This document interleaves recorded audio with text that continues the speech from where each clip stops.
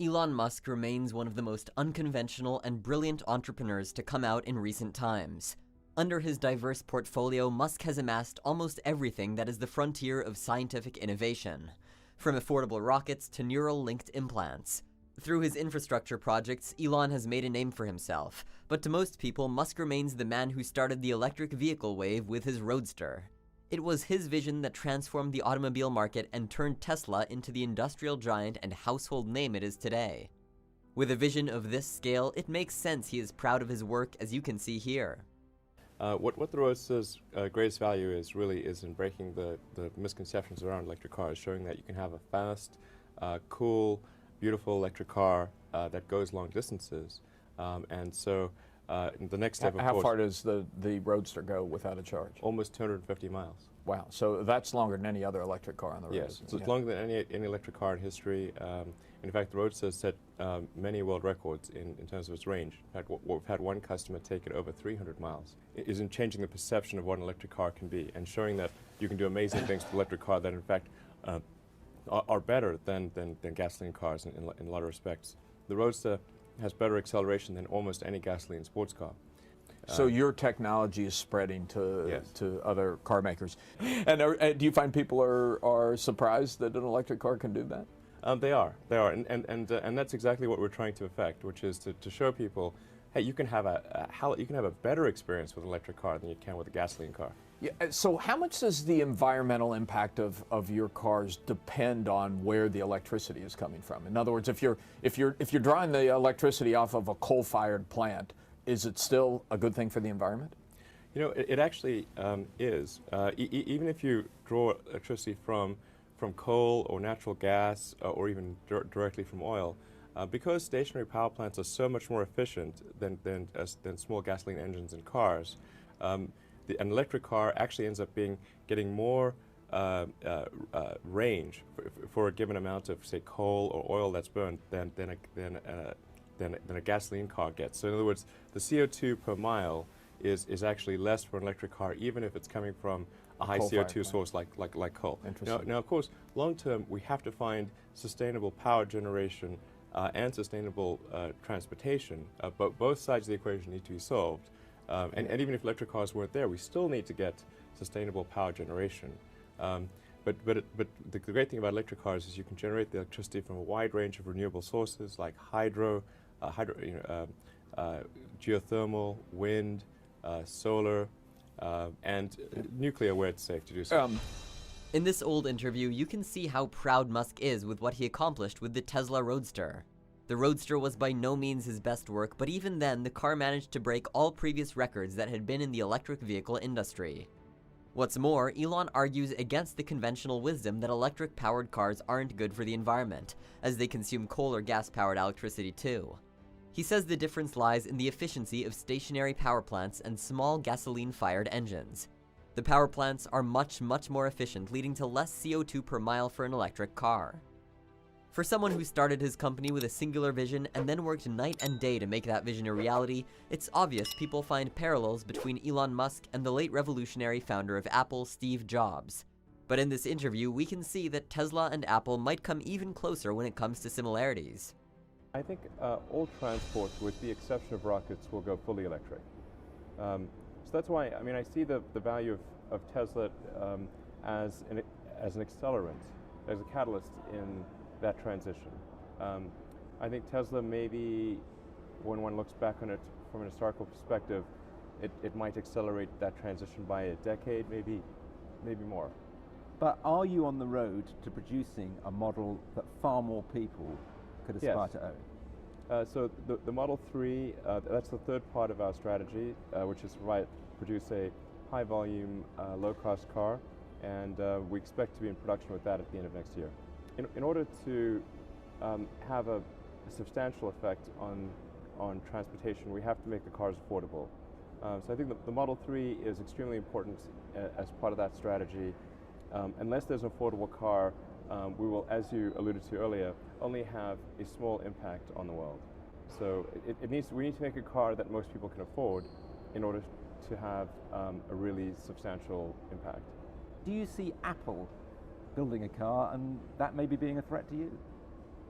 encourage more participation by whoever it is to create electric vehicles. It's quite hard to do, but I think companies like Apple will probably make a compelling electric car. It seems like the obvious thing to do. Are you betting that that's going to happen? Have you heard anything?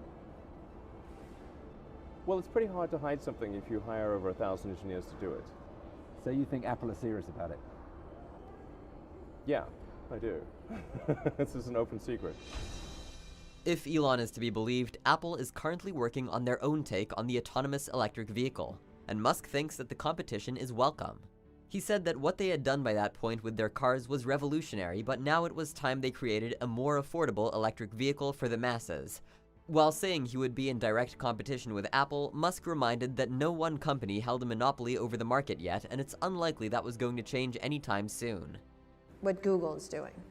How do you assess what they're doing when you're looking at it? Because there'll be competitors at some point. These are all eventual competitors. Well, I think what Google's done a great job of showing the potential of autonomous transport. Right. But they're not a car company, so they would potentially license their technology to other car companies. And I think they announced something with Fiat. Mm-hmm. So I wouldn't say Google's a competitor because they're not a car company. We would compete with somebody perhaps that they license technology to, but not to them directly. Right. Apple? Yeah, that'll be more direct. That'll be more direct? Yeah. You can tell that by the hiring pattern and Yeah, that kind of absolutely. stuff? Yeah. So what do you, okay, so they're going to be Given more they've hired a lot direct. of How do you Tesla assess it? I say I think it's great that they're doing this, and I hope it works out. What's the time frame for them, do you think? I don't know. I think they should have embarked upon this project sooner, actually.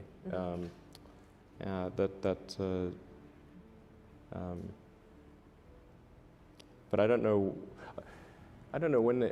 They don't share with me the details of their production plans. But I don't think it's going to be. I don't think they'll be in volume production sooner than maybe 2020. That'll be like the soonest. And is that too late? When you say they should have embarked sooner, is that because 2020 will be too late to stop you or beat you or compete with you or what? It's just like it's a missed opportunity. It's just It'll be over by 2020? No, it's not. It's just like it's a couple of years. I think they'll probably make a good car and probably be successful. The car industry is very big, so it's not as though there's one company to the exclusion of others. There's like a dozen car companies in the world of significance. So, and the most that any company has is approximately 10% market share. So it's not like somebody comes up with a car and they're suddenly like they kill everyone else. It's not that way. And the sheer scale of automotive manufacturing is just it's hard to appreciate until you see the plants. They're gigantic. Yeah, like the industrial, I have seen the plants. Yeah, the sheer size of the industrial infrastructure is staggering. Not just the assembly plant, but everything else that goes. Yeah, the supply chain, exactly. The assembly plant is just a little engine tip of the plant. iceberg, really. Yeah, The assembly plant is literally the tip of the iceberg. Phenomenal. The supply chain is, once you go to tier 2, tier 3, tier 4 suppliers, that's probably an order of magnitude more than the final assembly. So you think Google will not be a competitor? Apple directly. probably will be a direct competitor. Yeah, sure. What about the car companies? The I think they'll all be competitors. Yeah, sure. Who do you see out there that has done a nice job so far? Mercedes or GM Of what? of a competitive car? of the incumbents. Potentially competitive car, I guess. I don't think any of the car companies thus far have made a really great electric car. You tell me if you disagree, but I don't think yet that any of them have made a great electric car. Okay. presumably will continue to improve on what they've done so far, and then at some point they may make a car that's a great car, but no, they haven't done that yet. With Elon in the hot seat, the host asked what he thought about Apple's electric vehicle program and how it is an open secret by now. Elon actually started off with Google and said that they would not be in direct competition with him as they outsource their development processes. With Apple, though, the competition would be much more direct. He did say that he was of the opinion that Apple had missed the mark by not entering the market sooner, and now with every passing day, it was going to be even more difficult to capture the nascent market.